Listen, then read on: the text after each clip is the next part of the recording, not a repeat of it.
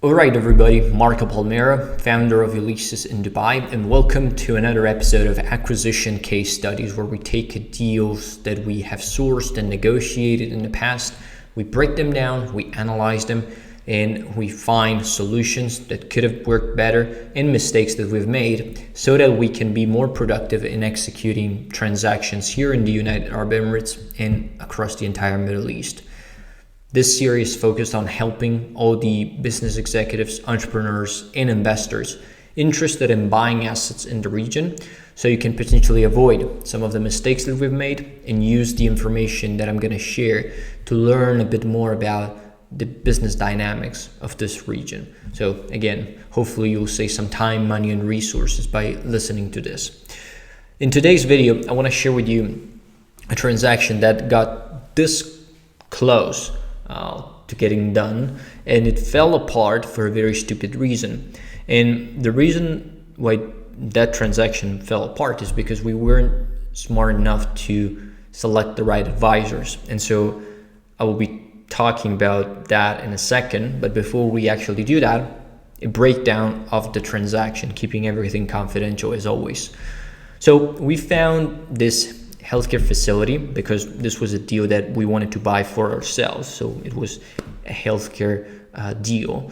And the transaction itself was a business that had been around for about 8 years. So not an old company, but a well-established business.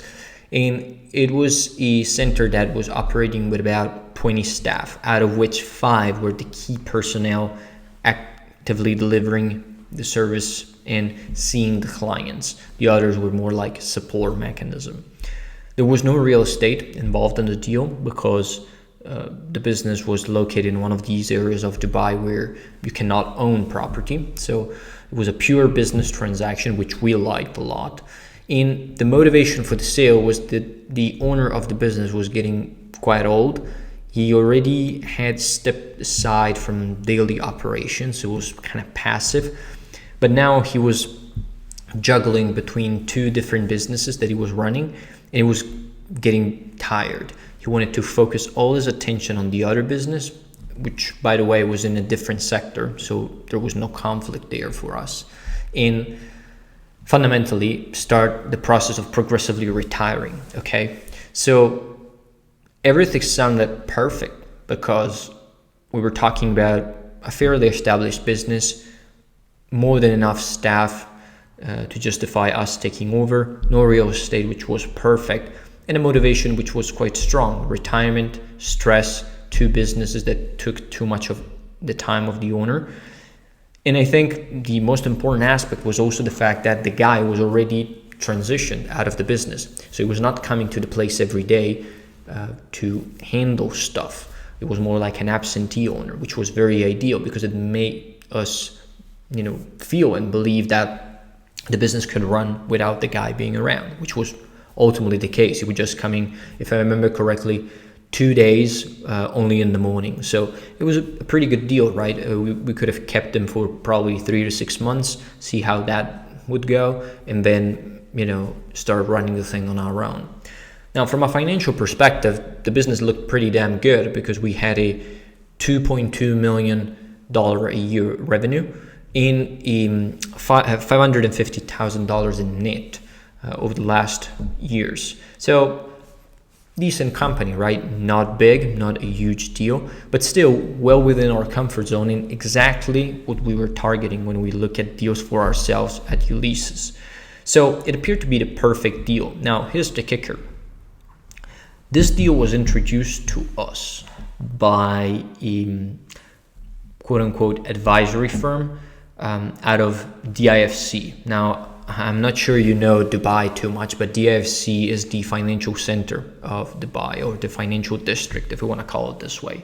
Fundamentally, is the place where all international business is handled, and it is kind of like a bit separated from the environment of Dubai because most of the guys that work there focus on business that goes outside of the UAE. So they're either connected with the UK, America, Asia, and all their business is outside. They don't do business on the ground in the UAE the DIFC is simply a place that they use because it's very convenient for a variety of reasons. A lot of them I'm sure you know.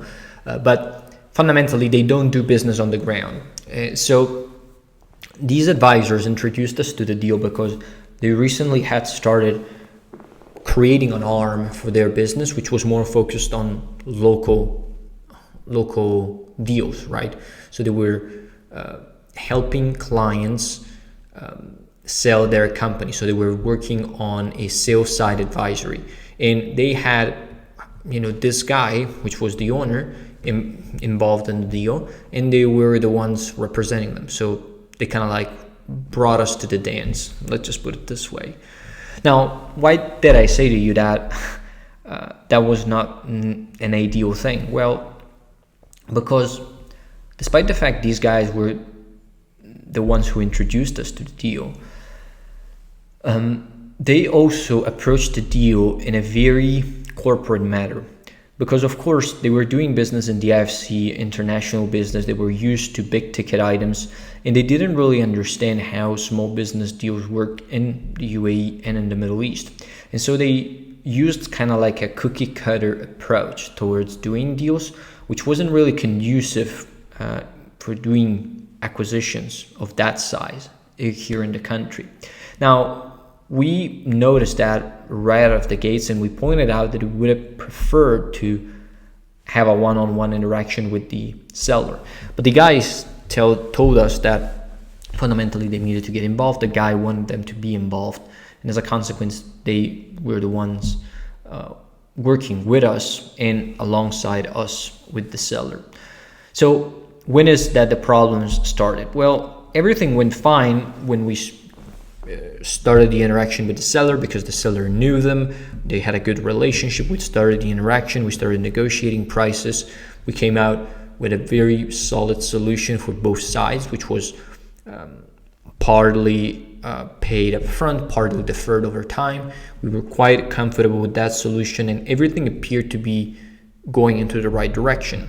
Now, we came down to due diligence, and at that time, we decided, it's time for us to speak with the key personnel, okay? So we're going to go in and talk with the key staff. And so we go in and we start talking with some of the key people, the ones that are seeing the clients, that are talking with people on a daily basis, that are actually delivering the service, right? And every single time I go into that situation, and I do that with my partners generally, we take the attitude of listening a lot and talking very little, because one, it's out of respect for the other people, and two is because we can learn a lot by listening to what they have to say rather than just pushing things down their throat, right? That is really an exercise that we do to understand more about the business, and also align ourselves to the people that are going to become part of our team, right? Because they're going to be under us if we really happen to acquire that business.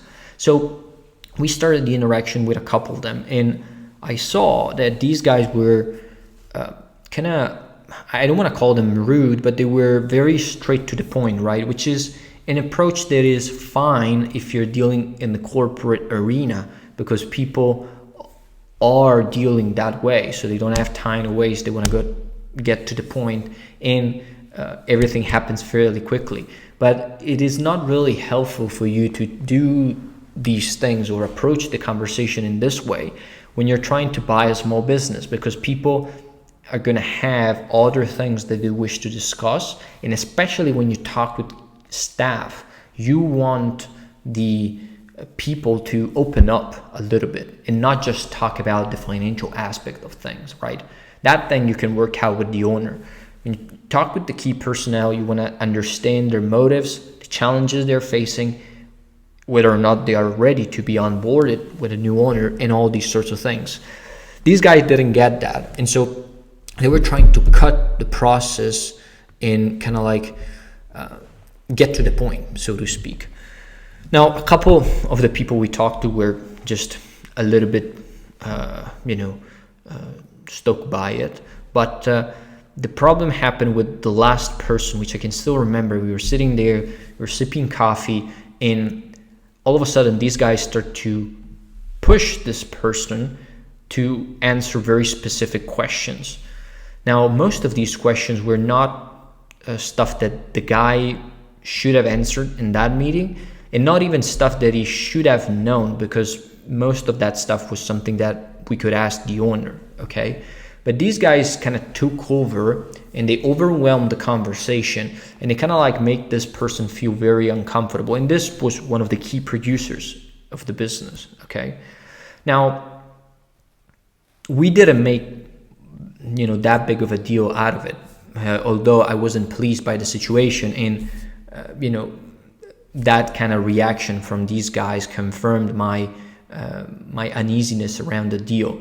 But what happened immediately after, a couple of days after we had that meeting, was that the owner called us and told us that he didn't really appreciate how we treated the staff, and therefore he was passing on the deal because he felt we were not the best candidate for acquiring the company. Now, despite the fact we lost the deal, which is not something that I'm particularly concerned about, I think what that told us, and the lesson we took away from it, was really that, one, corporate and small business approaches are completely different. And second, working with the wrong advisors can fuck up your deals badly. And in this case, that's exactly what happened, because we didn't do anything wrong. We were very much open for a conversation, and we were open for a deal. Everything was moving into the right direction. But these guys jeopardized the deal because they were just too hungry to be done with it and move on to the next thing. And that compromised the transaction. It made people feel uncomfortable about the situation. They felt by association that if these guys were with us, we were also pieces of shit. And then they said to the owner that we're not willing to stay if he wanted to sell business to us. So ultimately, the behavior of these advisors compromised the deal. And I think that that fact told me a lot about how we want to engage with small business deals when we are in the region. Now, I'm not gonna lie to you, sometimes you do need to be very straightforward and forthcoming with people when they try to joke around and take you for a ride. But I always believe that type of behavior is justified when you're dealing with the owners, who's ultimately the guy who's going to sign the paper on the deal. When you're talking with key staff, you're fundamentally talking with assets that are going to become part of your organization after you buy the deal.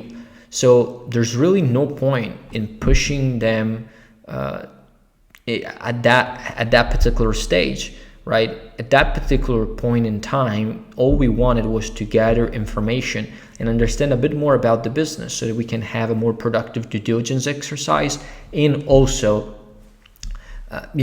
make sure these guys were fully onboarded for the transition, because they were the guys working in the business. And if these guys were to leave after we closed the deal, we would have had no business. So it was a very important conversation. And despite the fact I'm all about being straightforward, I felt that in that case, a different approach was needed. And these guys didn't understand it. They jeopardized the deal, and we ultimately ended up losing it. So my perspective on this is the following. There are different types of people that you're going to be dealing with when you plan on entering a region like the UAE and the Middle East. Some of them are going to be used to do international business because they mostly deal with corporate. And this is fine. I mean, there might be your kind of people if you're looking for international transactions and big deals. But there's another portion of the market, the SME space, which is the vast majority of businesses, by the way, that is acting and behaving and doing deals in a very different manner. And adapting to the way people do business in the region is key to avoid making these types of mistakes, which are stupid mistakes, really, because the deal was progressing perfectly, really.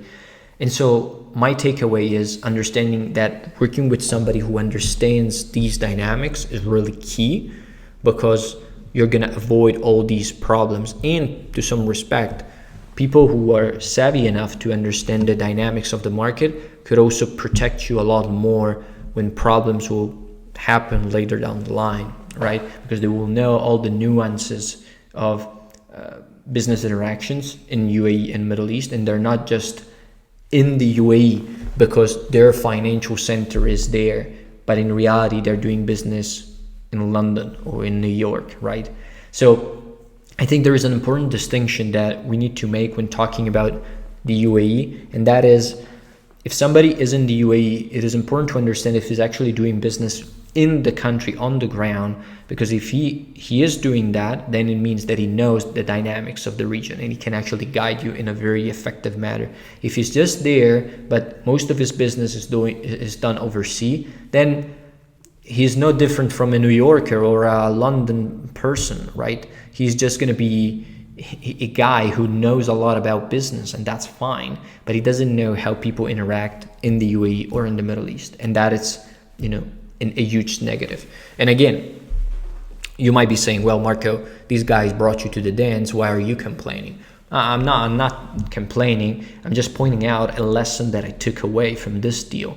That was, okay, maybe it was bad for us to be firm on saying to these guys, either you behave in a certain manner or we're not going to proceed with the deal. Because sometimes these guys, can't really help themselves, right? They're used to sell people in New York that are very pushy, and that's the approach that works. As a consequence, they're going to bring that same mentality onto a poor doctor in the UAE, maybe even a female doctor, God forbid. So I think approaches really matter in this region. Understanding nuances, mentality, and the way people exchange information is key. In that case, this case in particular told me a lot about that. So hopefully you can take something away from this as well. And I will see you in the next episode.